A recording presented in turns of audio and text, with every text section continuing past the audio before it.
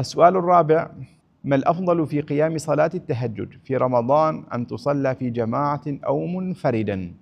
هذه الصلاة صلاة تهجد وليست صلاة التراويح. صلاة التراويح نقول الأصل فيها أن يصليها الإنسان في جماعة، هذا الأصل فيها، والرسول صلى الله عليه وسلم خرج ليصليها في جماعة مع الناس.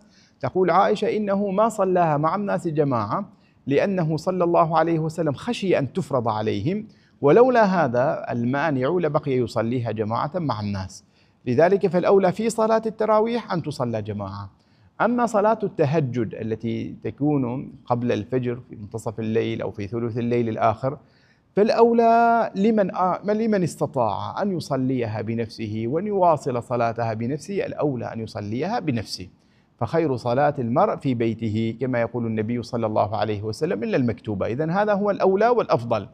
ثم نفوس لا تستطيع أن تلزم صاحبها بأن يصليها في البيت، قد يتكاسل، قد يطرأ له ما يطرأ، فمثل هؤلاء لن يصلوا إن بقوا في البيت، وإنما سيتشجعون بغيرهم إن صلوا في المسجد. أصل الصلاة الأصل في أن تصلى في البيت، لكن مع هذا الباعث الذي ينطلق فيه الإنسان إلى العبادة ويستمر عليها، إن صلى في المسجد فلا حرج عليه بإذن الله تعالى إن صلى في مسجده. ولكن لا أحب أن يبقى هذا دائما بهذه الصورة، لأن الأصل في صلاة الليل أن تكون في البيت، والله أعلم.